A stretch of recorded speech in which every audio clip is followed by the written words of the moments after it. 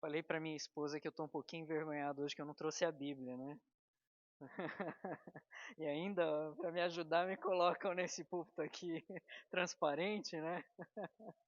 Mas, bom, a gente tem a facilidade da Bíblia no celular, então, ah, me desculpem aí, né? Não é uma boa visão, assim, para o pastor sem Bíblia ali na frente, né?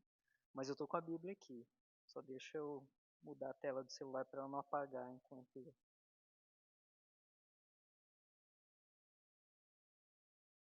Ok. Bom, nós estamos estudando a carta de Tiago e eu confesso que eu estou um pouquinho triste hoje porque é a última mensagem na carta de Tiago. Nós vamos para o capítulo 5, o verso 13 até o verso 20. Então, para o fim dessa carta. Ah, a carta de Tiago, eu tenho falado para os irmãos, ela é o que a gente pode considerar do evangelho no nível da rua, não é? Ele coloca as grandes mensagens do Evangelho, os grandes ensinamentos do nosso Salvador, de uma maneira muito direta e prática para cada detalhe da nossa vida pessoal. E nós temos aprendido então como a nossa vida ela está cheia de batalhas, batalhas espirituais mesmo, né? Em todo e qualquer momento, em toda e qualquer circunstância, nós lidamos com coisas internamente e externamente. E nós precisamos sempre da graça do Senhor, da direção do Senhor, da orientação da tua palavra, para que a gente consiga vencer essas batalhas, às vezes batalhas conosco, né? Batalhas contra nós mesmos, e às vezes batalhas com aquilo que acontece ao nosso redor. Hoje nós vamos focar nossa atenção, e eu acho que eu vou fazer esse exercício de novo. Gostei. Semana passada nós vimos no texto, eu dei para vocês uma orientação de como a gente vai descobrindo o assunto principal do texto, não é? E hoje a gente vai fazer um pouquinho desse exercício também. Eu quero ler com vocês do verso 13 ao verso 20. Quero que vocês prestem atenção sobre que assunto que se destaca mais. E aí vocês vão me dizer qual é o ponto central então, tá bom? Verso 13 de Tiago, capítulo 5, diz assim, estou lendo aqui na revista atualizada, diz: Está alguém entre vós sofrendo? Faça oração. Está alguém alegre? Cante louvores. Está alguém entre vós doente? Chame os presbíteros da igreja e estes façam oração sobre ele, ungindo-o com óleo em nome do Senhor. E a oração da fé salvará o enfermo, e o Senhor o levantará, e se houver cometido pecados, ser-lhe-ão perdoados. Confessai, pois, os vossos pecados uns aos outros, e orai uns pelos outros para serdes curados. Muito pode, por sua eficácia, a súplica do justo. Elias era homem semelhante a nós, sujeito aos mesmos sentimentos, e orou com instância para que não chovesse sobre a terra, e por 3 anos e 6 meses não choveu. E orou de novo, e o céu deu chuva, e a terra fez germinar seus frutos. Meus irmãos, se algum entre vós se desviar da verdade, e alguém o converter, sabei que aquele que converte o pecador do seu caminho errado salvará da morte a alma dele e cobrirá a multidão de pecados. Amém. Viram aí qual é a palavra que se destaca no texto? Alguém repete várias vezes. Oração, é isso aí. A gente tem um tema aqui nessa parte final, porque essa palavra vai se repetindo várias vezes. A gente já tem uma ideia aqui de que Tiago está tratando especialmente sobre oração. Mas ele trata também sobre outros dois assuntos. Ele fala sobre oração, ele fala sobre cura, conectado à oração, e ele fala sobre pecado também, às vezes conectado à enfermidade. Então são basicamente esses três assuntos, mas no geral, o principal deles aqui é sobre oração. Sabe, a gente às vezes não gosta muito de mensagem sobre oração, não é? Porque, eu digo por mim, porque às vezes a gente não gasta tanto tempo em oração como a gente deveria gastar. E sempre que esse assunto vem à mesa, isso mexe comigo, porque eu me lembro que eu deveria orar mais, gastar mais tempo em oração.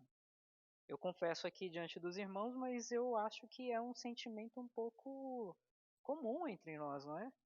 A gente sente que precisava orar mais, especialmente se nós comparamos a nossa vida em relação aos outros servos do Senhor e em relação especialmente ao nosso Senhor. Para o Senhor Jesus, tudo que ele fazia o que primeiro?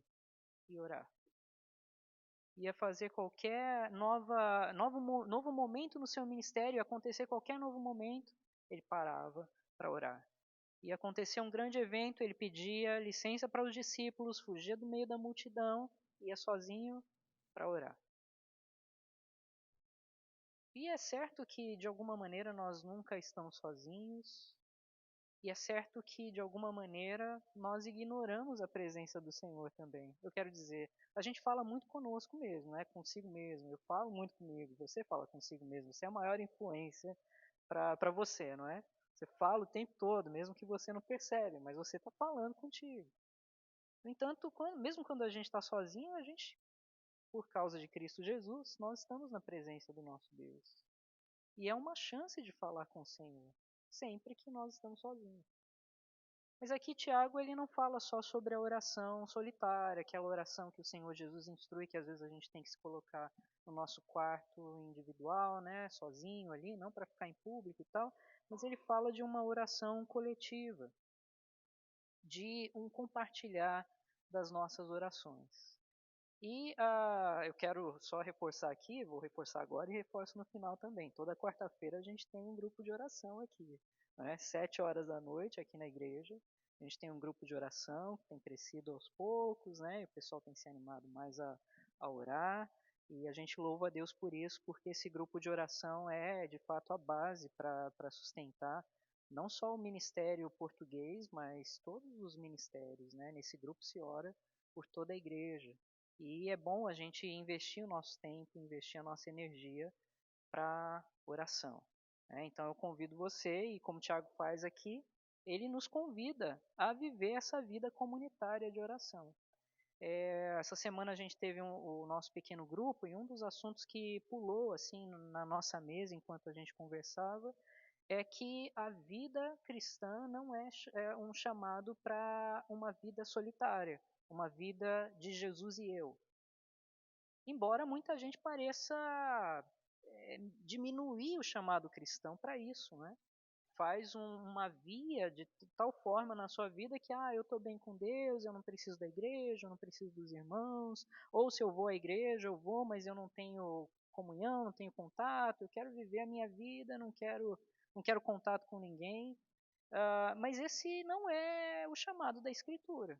O chamado da Escritura é público e é comunitário.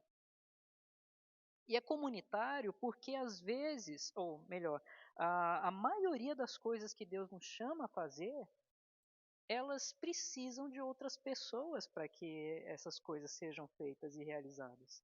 Então Deus nos chama a amar o outro. E como é que a gente ama se a gente não tem relação com o outro? Deus nos chama a vários compromissos com o povo de Deus, e alguns deles a gente vai ver aqui. O primeiro é: está alguém entre vós sofrendo? Está alguém entre vós sofrendo? Faça oração. Eu tenho repetido isso e eu acho que é sempre bom a gente repetir. Há muitos anos atrás e até os dias de hoje, você tem um tipo de evangelho que eu não chamaria de evangelho. Mas você tem um tipo de mensagem no meio da comunidade cristã de que uma vez que você vem para Cristo, acabou o sofrimento, né? E se o sofrimento acontece é porque você não está decretando que o sofrimento cesse. Não é esse tipo de mensagem que a gente, pelo menos no Brasil, isso era muito forte, né? Eu ouvia em todo canto. Agora, esse tipo de mensagem não é a mensagem que a Escritura nos mostra. A realidade é que a gente vive em um mundo caído, em um mundo em pecado, um mundo quebrado. E uma vez que esse mundo é quebrado, nós vamos enfrentar as dificuldades desse mundo caído. Sejam as dificuldades internas, as dificuldades entre nós mesmos, conosco, sejam as dificuldades que nos sondam, nos rondam. Então nós estamos cercados da queda, nós estamos cercados pela queda. E a queda vai trazer algum tipo de sofrimento. No entanto, eu quero lembrar, Tiago ele fala, logo no começo da carta, lembra que ele começa falando sobre sofrimento? No primeiro capítulo ele fala sobre sofrimento. E ele fala sobre sofrimento como um instrumento da parte de Deus para nos fortalecer a perseverança e a fé. Então Deus não brinca com o nosso sofrimento. Embora nós estejamos em uma situação em que é possível sofrer, em que o sofrimento pode nos cercar de várias formas, ainda assim Deus usa este sofrimento para vários objetivos. E um deles é inclinar o nosso coração para o Senhor. É voltar o nosso coração para uma perseverança de vida e fé nele. Por isso é que ele diz: está alguém entre vós sofrendo? Qual é a resposta? Faça oração. Ele não diz para correr com essa pessoa para. Veja, assim, eu vou falar, não me tomem por extremo aqui, né? Mas não diz, em primeiro lugar, para correr com essa pessoa para hospital, para terapeuta, para psicólogo. A primeira coisa, e a única, faça oração. Faça oração. Por quê? Porque fazer oração é uma atitude de humilhação, de necessidade, de manifestação do quanto nós precisamos do nosso Senhor, de quanto o poder não está em nós e em homem nenhum. Mas se há algum poder para resolver alguma situação e para trazer algum conforto, esse poder não vem de nós, vem do alto.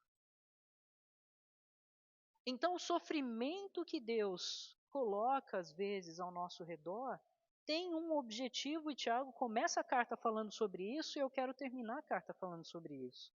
O objetivo é para que nós nos voltemos para o Senhor. Para que nós nos voltemos individualmente para o Senhor, como Tiago diz logo no começo, e para que nós nos voltemos comunitariamente para o Senhor, em oração. Está alguém entre vós sofrendo? Faça oração. Ontem eu tive uma conversa com a Clara, minha filha do meio, e ela me fez algumas perguntas sobre oração. São perguntas de alguém que ainda está dando seus passos de fé iniciais, mas talvez sejam perguntas que você se faça também.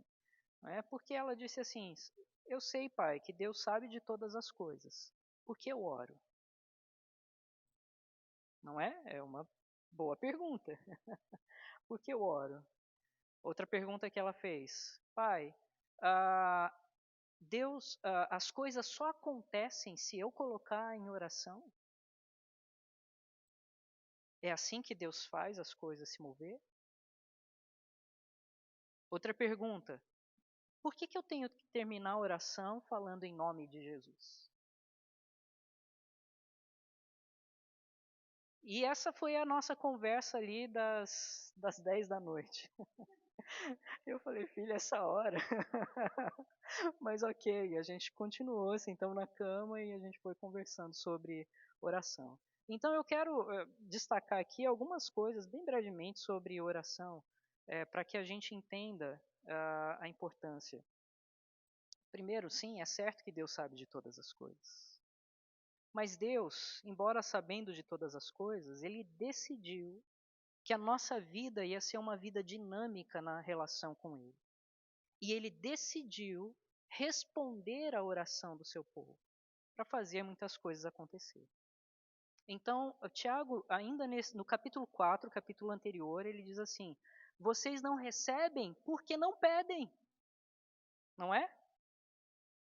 E quando pedem, às vezes pedem mal, para esbanjar nos seus próprios prazeres. Então, longe daquela conexão com o Senhor. O fato é que, no geral, sim, Deus ele determinou que nós orássemos para que ele respondesse, para que nós soubéssemos que ele está respondendo. Para que nós soubéssemos que ele ouve a nossa oração e responde a nossa oração.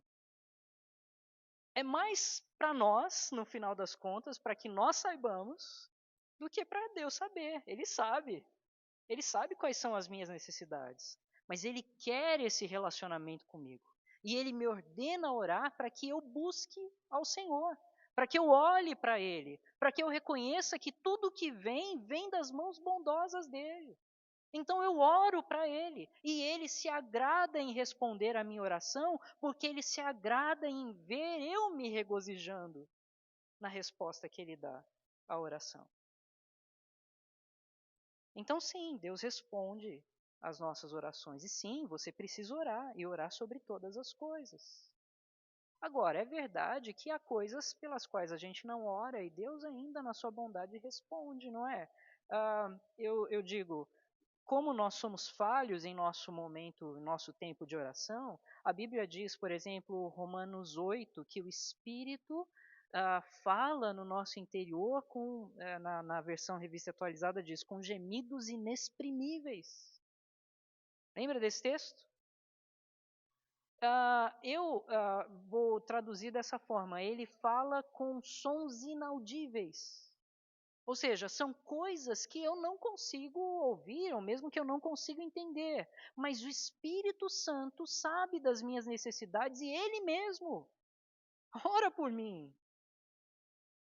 E às vezes Deus responde orações que eu nem fiz, mas que o Espírito Santo, na sua bondade, fez em meu lugar. Vê que coisa doida? Então Deus responde, mas Deus quer que eu ore. Porque Ele quer que eu volte os meus olhos para Ele. Ele quer que eu dependa dEle. Ele quer que eu me coloque nessa posição de reconhecimento que a bondade, a graça e a misericórdia vêm dEle, que as respostas vêm dEle e que Ele é Senhor sobre as respostas. Ele não vai sempre me responder conforme eu quero, não é? Mas Ele vai fazer isso para quê? Para revelar novamente para mim que quem é o Senhor na brincadeira é Ele. E isso é bom para mim. Isso é ótimo. Eu preciso sempre me colocar no meu lugar. Esse é um grande poder da oração.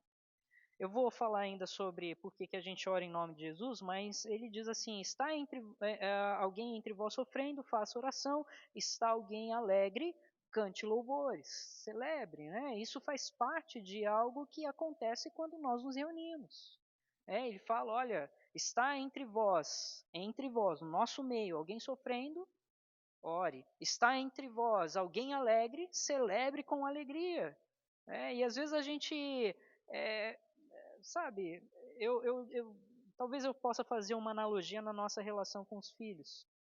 Em alguns momentos nós somos muito rígidos, pelo menos eu digo da minha parte, com os erros, mas nem tão celebrante com os acertos.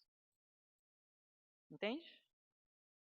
E eu tenho lutado com isso para que eu celebre com mais alegria e com mais vigor os acertos. Isso faz parte do equilíbrio, não é? E a gente precisa aprender a fazer isso não só com os nossos filhos, mas com a nossa comunidade. Então, se alguém conquistou alguma coisa, celebre, cante louvores, louve a Deus, volte a sua atenção para o Senhor. Ah, mas por que ele não eu? Ora, para com essa bobagem. Vai celebrar, vai adorar o Senhor, vai cantar louvores a Ele, porque o Senhor abençoou teu irmão, abençoa a tua família na fé. Sabe? Para de ficar olhando ali e disputando se Deus te ama mais ou te ama menos. Não, não é isso. Não é assim que funciona. Deus ama os seus filhos de uma maneira muito particular. Ele te ama de forma muito particular e especial. E ele te trata no particular e de forma especial. E ele vai cuidar de você no particular e de forma especial. Mas ele te chama para essa realidade comunitária, para que quando você vê as vitórias dos seus irmãos, louve a Deus, celebre a Deus, cante louvores.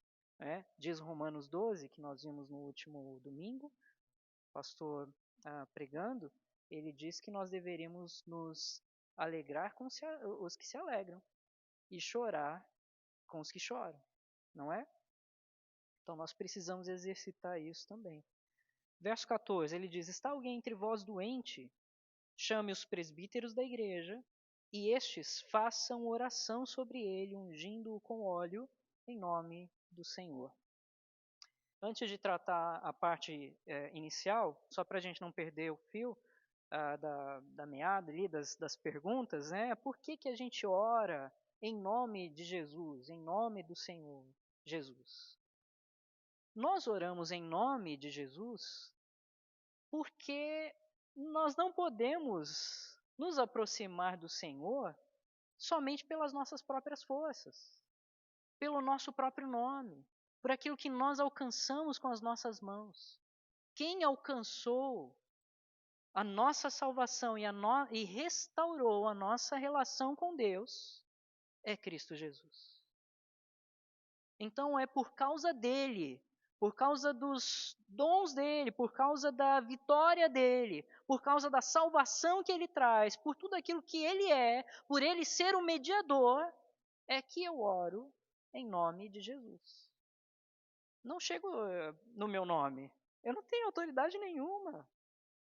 Eu não tenho chão para chegar ali diante do Senhor. Eu não tenho autoridade para fazer isso. Mas o Senhor Jesus me deu essa abertura. Lembra que na cruz, no momento da cruz, se rasga o véu do santuário ali, o lugar que era reservado para o Santo dos Santos, né? Aquela parte interna do templo, onde só o sumo sacerdote tinha acesso, o véu foi rasgado para representar o quê? Que agora todo aquele que deposita sua fé em Cristo Jesus tem livre acesso a Deus em nome de Jesus. Pela obra de Jesus, pelo sacrifício de Jesus, pela mediação de Jesus, nós temos livre acesso a Deus. Então nós oramos em nome do Senhor, não o nosso próprio nome, não por causa da nossa sabedoria, da nossa própria força, da nossa justiça, da nossa santidade. A gente não tem nada disso para se aproximar do Senhor, mas o meu Senhor Jesus tem. E é no nome dele, então, que nós colocamos a nossa oração diante do altar de Deus. Então é por isso que a gente tem o costume de dizer em nome de Jesus. Isso significa que uma oração que não termina em nome de Jesus deixa de ser oração? Claro que não. Claro que não. Se você olhar para todas as orações na Bíblia, nenhuma delas termina dizendo em nome de Jesus, amém. E às vezes a gente fica esperando só para saber onde chegou o final da oração, né? Nossa, essa oração do pastor é tão longa. Em nome de Jesus, amém! Né? Então esperando ali só para ser o ponto final da oração e perde o valor e o significado real do que aquilo significa. A gente precisa entender que é no nome, então, de Jesus. Aquilo que Jesus fez, por aquilo que Jesus conquistou, e toda oração por causa disso se torna um testemunho daquilo que ele fez por nós. É uma lembrança da mensagem do Evangelho, é uma lembrança da minha salvação, é uma lembrança dos meus pecados e da minha necessidade do mediador, é uma lembrança da minha pequenez e da grandeza do meu Deus, que só pode ser conectada de algum jeito porque Jesus é Deus e se fez homem, porque ele é o meio, porque ele é o mediador entre o povo dele e o próprio Deus Santo. Então é por isso que nós dizemos em nome de Jesus. Mas há orações que, assim, num momento de desespero, você vai dizer só assim: me ajuda, Senhor. E não dá nem tempo de dizer nada mais. E isso quer dizer que Deus não vai ouvir? Claro que vai. Você sabe que é no nome do Senhor Jesus. Contanto que você tenha no seu coração, contanto que você tenha a convicção de que você não poderia jamais se aproximar da presença do Deus Santo. Se não fosse por Cristo, então a tua oração tem valor e é recebida nas mãos do Senhor. Ok? Deu para entender? Foi basicamente isso que a gente conversou ontem à noite ali na cama. Mas o verso 14 diz algo que chama atenção, né? Está entre vós alguém doente, chame os presbíteros da igreja. E estes façam oração sobre eles, ou sobre ele, ungindo-o com óleo. Esse texto é cheio de confusão em torno dele. Eu não vou entrar em todas elas, mas eu só quero dizer o seguinte. O óleo, ele era uma figura representativa da presença de Deus. Então era um símbolo. O óleo em si, ele não tinha poder. O óleo em si, ele não era um poder espiritual. Então esse negócio de você trazer o óleo ungido de Jerusalém para cá, não vai fazer diferença, entende? Porque não é o material em si, mas o que aquilo representa. Então o óleo, ele era um sinal da bênção, um sinal da presença, um sinal do cuidado de Deus, e era comum, especialmente na cultura judaica. Lembra que Tiago, ele é o irmão de Jesus, e ele é o pastor de Jerusalém, quando escreve essa carta. Ou seja, majoritariamente, o seu público, seus irmãos, são judeus. Então, eles estão bem acostumados com esse tipo de linguagem, com esse tipo de símbolo também. Para eles não é nada surpreendente, embora para a gente não seja tão próximo da nossa cultura, para eles não é nada surpreendente. Agora, isso não significa que a gente tem que fazer, não há uma ordenança propriamente, porque lembra, Jesus curou muita gente de outro jeito, tocando, não é? Às vezes tocando nas pessoas, quando era pedido, ele tocava. Às vezes falando de longe, quando era pedido, não era? O Senhor falava e alguém era curado de longe. Às vezes o Senhor era pedir para ir até a presença e só de chegar no lugar a pessoa era curada.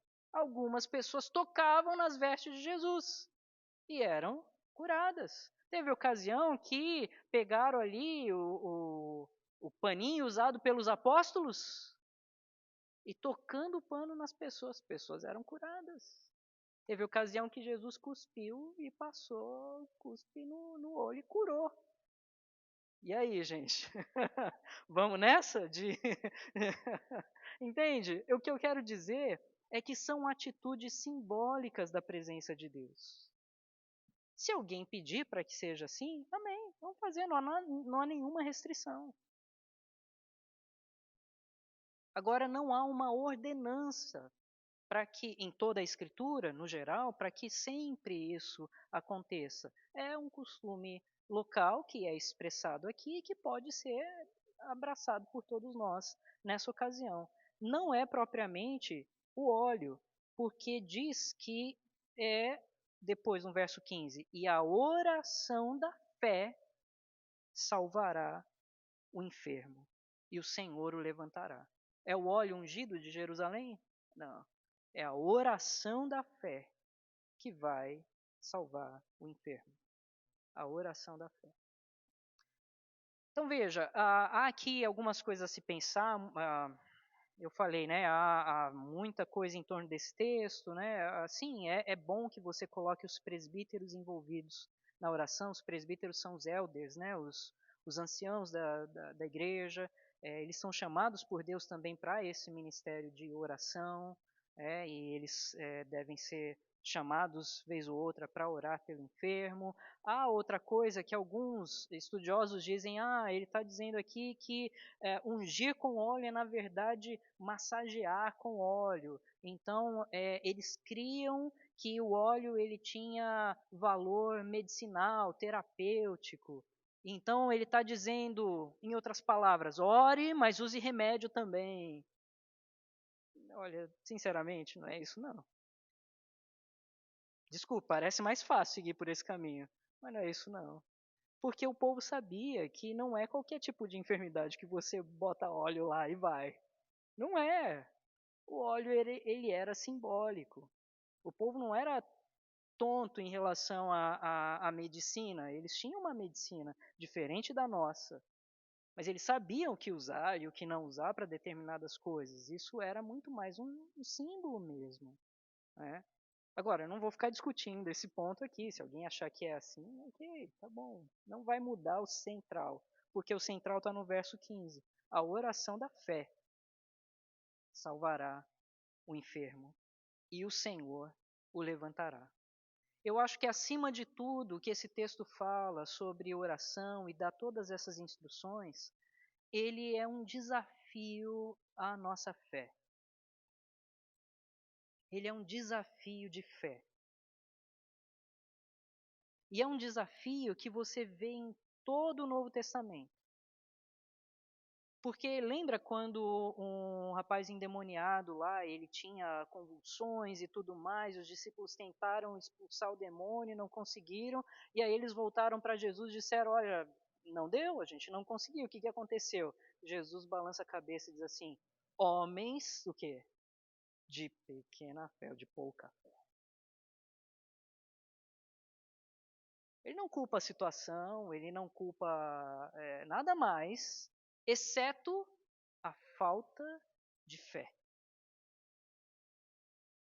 Tem gente que diz, não, mas a fé tem que estar no enfermo. Se ele tiver fé, ele vai ser curado. Aí é fácil, né? Porque aí eu tiro toda a minha responsabilidade de orar, né? Eu posso fazer um showzinho aqui com vocês. Vem aqui, vem. Olha, você vai ser curado agora, mas você tem que acreditar. Aí eu botei toda a responsabilidade nele, né? Se não for curado, por quê? Não é porque me faltou poder e tudo mais, é porque ele não acreditou, não é? O duro é que a Bíblia não fala disso não. Jesus ele sempre aponta para aquele que ora, para aquele que toma a atitude anterior.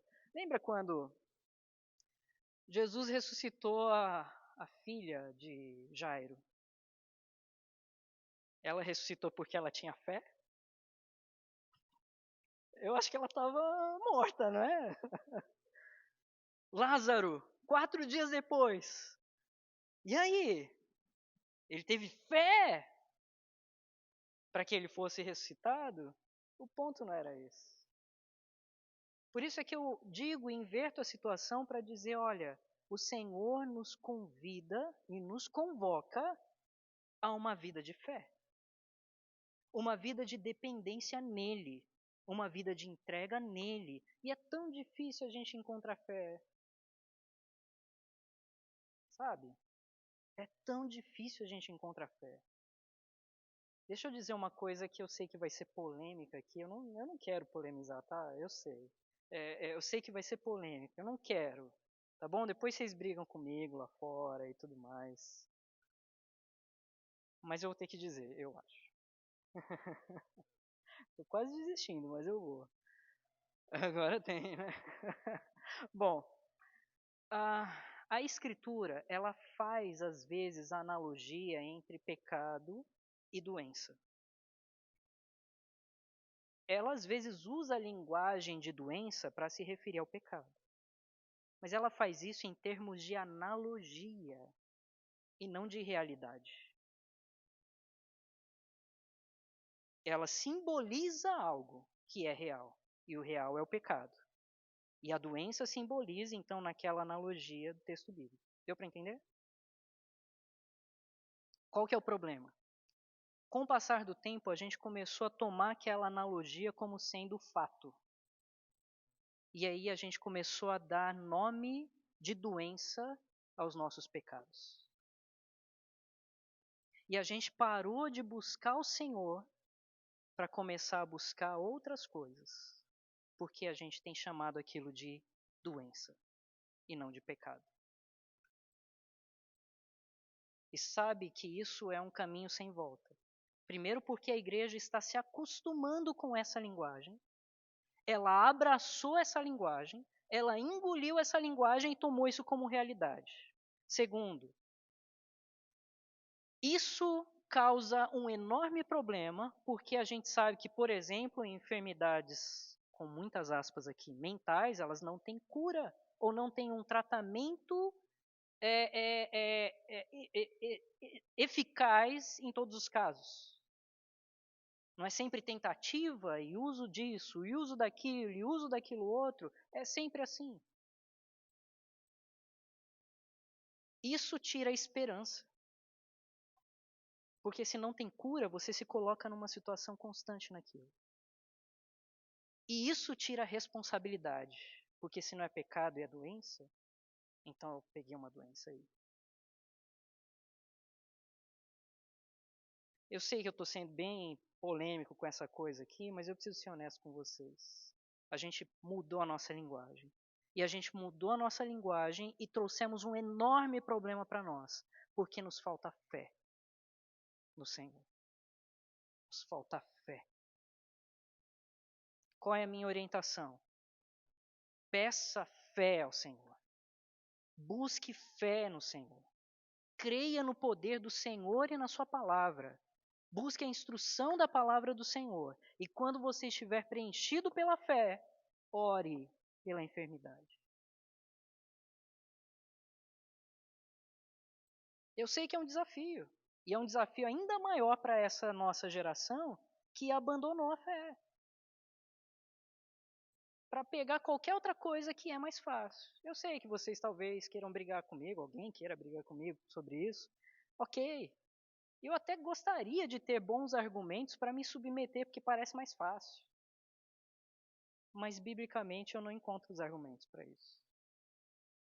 Biblicamente eu encontro um chamado para todos nós, de uma nova vida, de uma nova cultura, de uma nova percepção da realidade e de um reconhecimento de quem é o Senhor e o poder que Ele tem.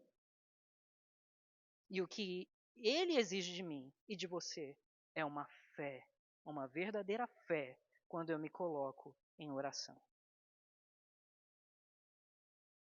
Então eu preciso orar por fé. Eu preciso rogar por fé, eu preciso buscar mais fé. Eu preciso crescer em fé. E aí sim eu me volto para o Senhor, pedindo então a cura de alguma enfermidade. Agora, é claro, aqui o texto também, ele faz outra polêmica aqui, Tiago é cheio de polêmicas e eu estou também, né? Mas ele faz outra polêmica porque ele conecta às vezes enfermidade com o pecado.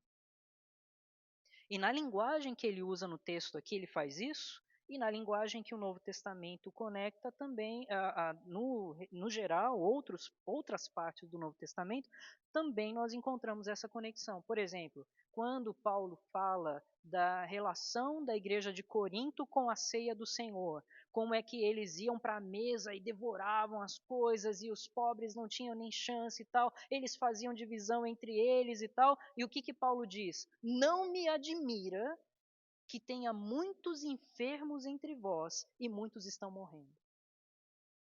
Uau!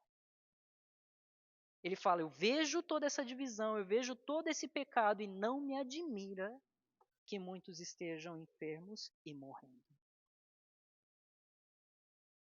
E isso é sério? Há uma ocasião no Evangelho em que um homem cego aparece e os discípulos perguntam: Senhor, quem é que pecou? Foi ele ou foram os seus pais para que ele tivesse nessa situação? E Jesus diz: Olha, nem ele nem os pais, mas para que fosse manifestada a glória de Deus.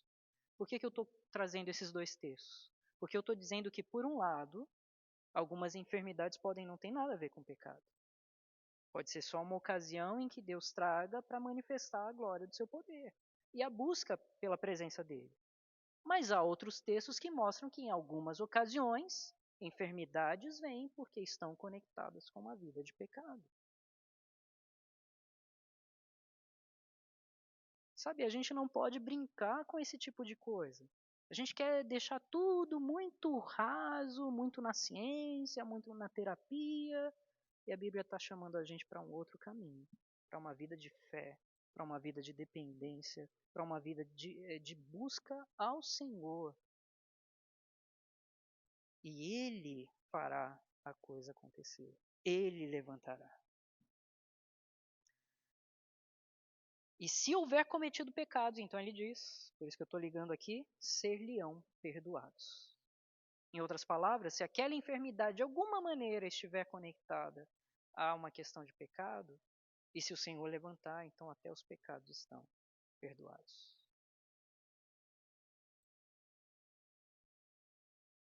Como eu falei, às vezes a gente chama doença, ou melhor, a gente chama pecado de doença. Se você buscar o Senhor, até esses pecados que você tem chamado de doença serão perdoados. Se buscar o Senhor. Por isso ele diz, verso 16: Confessai, pois, os vossos pecados e orai uns pelos outros, para serdes curados. Vê que a conexão novamente acontece? Confessem os seus pecados uns aos outros, para o quê? serem curados. Muito pode, por sua eficácia, a súplica do justo. Amém. Muito pode, por sua eficácia, a súplica do justo. Já que nós somos tendenciosos a descrer, a faltar com fé, Tiago levanta aqui um exemplo. E ele levanta o exemplo de Elias. Elias era um homem semelhante a nós. E ele diz, olha, sujeito aos mesmos sentimentos. Porque você sabe, Elias era um cara muito especial. E em um momento você via Elias como meio que um super-herói. Você fala assim, eu queria ser como esse cara. No momento seguinte você vê Elias lá deprimido, caído, né, choramingando. E como assim? Tiago lembra, olha, ele é sujeito aos mesmos sentimentos, tem os seus altos e baixos. Elias foi um homem assim, mas foi um homem do Senhor, e um homem que buscava o Senhor. No verão, aqui no Canadá, Elias seria o nosso melhor amigo, né? Porque na churrasqueira ali, ó, era só pedir. Fogo do céu podia vir, né? Não precisava nem do gás ali, né? Elias pedia e pronto. E se precisasse apagar depois, Elias orava e a chuva vinha, não é? Era a melhor companhia aqui. Mas ele diz, olha, por que eu estou falando isso? Deixa eu dar um contexto para vocês. Lembra que Elias teve aquele embate com os profetas de Baal. Baal era considerado o deus do céu, que controlava as nuvens do céu. Tudo aquilo que vinha do céu vinha da parte de Baal. Era isso que eles acreditavam. E Elias diz, Baal, você vai comparar Baal com Yahvé, o criador do céu e da terra? Vamos lá então, façam aí a pilha. E aí eles começaram, lembram, né, da situação? Eles começaram a clamar na manhã, ir lá e falar, ô Baal, dá um jeito aí, manda fogo e tal. E aí chegou meio-dia, Elias já falou assim, pessoal, começa a gritar aí, vai. Quem sabe ele ouve? Eu acho que ele está dormindo, é por isso que não atendeu. Começa, vai, vai, vai, vai. E aí ele começou a zombar ali deles, com razão, e eu falei, esse é o cara, né, ali naquele momento. E depois ele pede para colocar água na coisa toda lá. Abafa isso aí. E aí ele orou para que o fogo viesse. E o fogo desceu do céu. E secou a água. E queimou tudo. Uau! Isso era que era um homem de fé, não é? Eu lembro que num acampamento a gente fez era jovem, a gente fez uma representação desse momento de Elias. Aí na tarde para a noite a gente amarrou um fio de ferro lá nas árvores. E aí fizemos toda a encenação e tal. E aí chegou o Elias lá dos nossos, né? E aí começou a clamar o Senhor e de repente o fogo apareceu numa bola de fogo lá, né? E alguém soltou a bola de fogo e a bola veio até chegar perto, ela travou. E pouca fé. E aí alguém teve que ajudar a oração de Elias lá com um pedacinho de pau.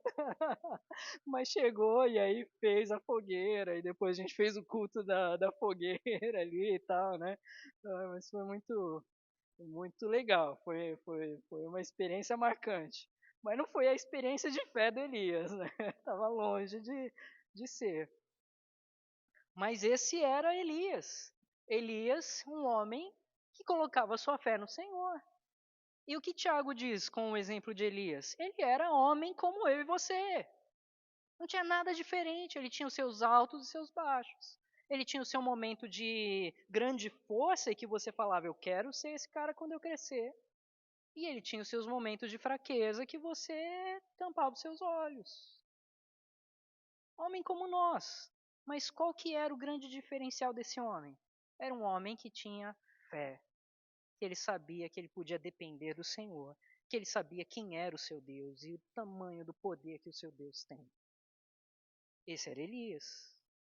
E esse pode ser eu e você.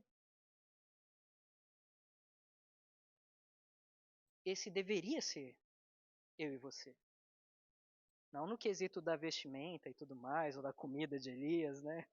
Comer gafanhoto, né? Vestir, enfim. Não, não, nada disso. Mas a questão da fé, da dependência do Senhor. Ele orou para que não chovesse por 3 anos e meio. Não choveu. E aí, no momento, ele orou de novo e choveu. Eu já tive ocasiões com um grupo, a gente quase desistindo de uma atividade da igreja. A gente se juntou e falei, olha, ou a gente guarda as coisas e desiste e vai embora, ou a gente ora aqui. E vamos ver o que Deus faz. E na hora que a gente terminou a oração, alguns tendenciosos a fechar as coisas, o céu começou a abrir. E aí a programação aconteceu. E eu já ouvi várias histórias assim, sabe? Alguém, pelo menos no grupo, tinha fé. E provavelmente não era eu. Mas é um desafio de fé para mim e para você. Nós deveríamos ser como Elias, confiar no poder de Deus, depender do Senhor, saber que o Senhor tudo pode. O Senhor tudo pode. O Senhor pode curar, o Senhor pode levantar, o Senhor pode fazer fogo cair do céu, o Senhor pode fazer chuva cair no céu, quando Ele quiser, do jeito que Ele quiser. Não é? E nós temos acesso a Ele. Em nome do Senhor, nós temos acesso ao poder desse Deus e a gente precisa depender desse poder. Ele diz, verso 19: Meus irmãos, se alguém entre vós se desviar da verdade e alguém o converter, sabei que aquele que converte o pecador do seu caminho errado salvará da morte a alma dele e cobrirá multidão de pecados. O ponto de conexão aqui é a questão dos pecados. Ele fala aqui muito dessa questão de confessar os pecados uns aos outros, de abrir o coração, de você enxergar, e veja, aqui ele fala daquele que ativamente vai e com o coração sincero e humilde ele se coloca e diz, olha, eu pequei. Né? E veja, não precisa fazer isso aqui, assim, na frente de todo mundo, você pode chamar o seu grupinho, seu pequeno grupo, né, seus amigos mais próximos e tal, para fazer isso. Mas é bom que faça. É um dever nosso também, entre nós. E até para encorajar o outro que talvez esteja em pecado e não teve coragem de se humilhar, para que faça isso. E para que busque no Senhor a orientação dele, o poder dele, a graça dele, para que então sejam curados. Ah, há aquele então que faz isso ativamente. E há aquele que pode viver uma vida de pecado e meio que se desviar, e aí a gente tem que se preocupar daquele que está em pecado e não faz ativamente essa busca pelo perdão e tudo mais. E aí nisso a gente se preocupa e ora e conversa e roga e evangeliza, porque então se ele for convertido, seus pecados serão cobertos, haverá salvação. E ele vai escapar então do caminho da morte eterna. Como diz, sabei que aquele que converte o pecador do seu caminho errado salvará da morte a alma dele e cobrirá multidão de pecados. A gente tem que se preocupar. Não é simplesmente ver aquele lá que está se desviando ou está em pecado e deixar a coisa acontecer. A gente tem que ser ativo nisso, convencer, exortar, chamar atenção, chamar com amor, com carinho, com zelo, com oração, mas fazer o que a gente puder para que haja verdadeira conversão e para que então haja salvação e para que haja essa cobertura de pecado e no final das contas não haja muitos enfermos entre nós. Deu para entender, gente? Apesar das polêmicas? Ok. Eu quero que a mensagem da carta de Tiago seja guardada no seu coração. Tem muita coisa que a gente aprendeu aqui, eu até gostaria de puxar alguns pontos, mas eu sei que os irmãos estão com fome também. Mas eu quero lembrar que uh, todas as áreas da sua vida, elas envolvem a sua fé e envolvem o Senhor. Todas elas.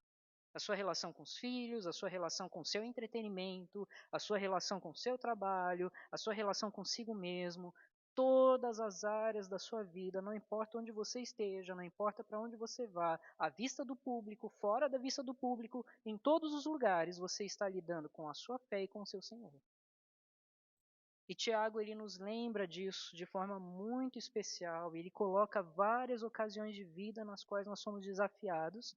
E eu quero desafiá-los a uma vida de fé, a uma vida de santidade no Senhor, a uma vida que busque o Senhor para cura de enfermidade física, que busque o Senhor para cura espiritual também, que dependa do Senhor. Dependa do Senhor. E se entregue ao Senhor. Saiba que o Senhor é Deus. Não é você que resolve pelas suas próprias forças. Não é você que faz pela sua própria sabedoria. Mas é o Senhor que é forte, o Senhor que é sábio e o Senhor que é bom e cuida de nós. Amém. Vamos orar?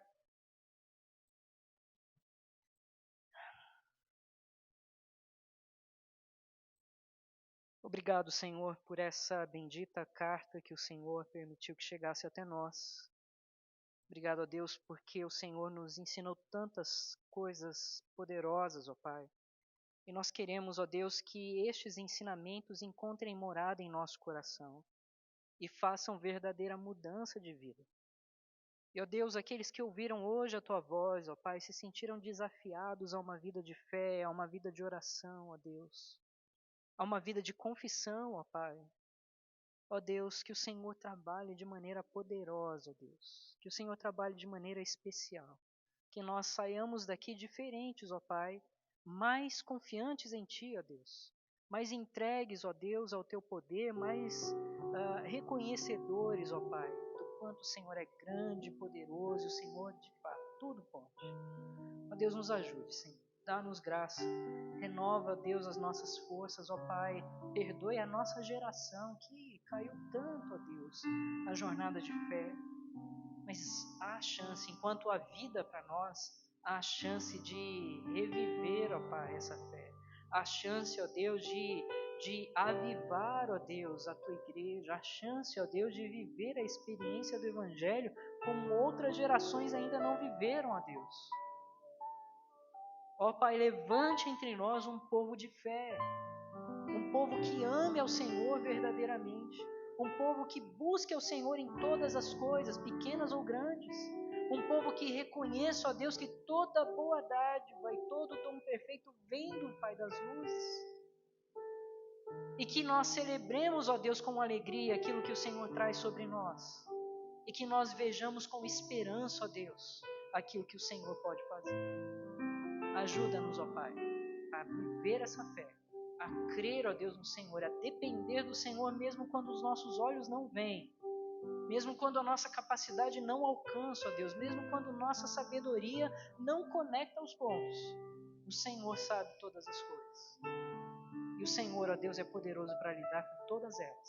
E cuida de cada um de nós de maneira muito especial, muito particular e muito amorosa também, ó Deus, nós sabemos disso. E como Pai amoroso, hoje o Senhor nos exorta a viver essa vida de fé e oração. Então, ó Deus, nos ajude. Senhor, dá-nos graça. Perdoa-nos pela nossa falta de fé. E nos ajude, ó Deus, a viver a verdadeira fé no Senhor. Para a honra e glória do Teu nome. Para o bem do Teu povo e da Tua igreja. Para a proclamação do Evangelho, ó Deus, para aqueles que ainda não creem. Dá-nos dessa graça, ó Deus. Nós oramos em nome do nosso precioso Salvador e Rei, nosso amado Senhor Jesus. Amém. Quero convidar a equipe de cânticos. Nós vamos louvar ao Senhor mais uma vez.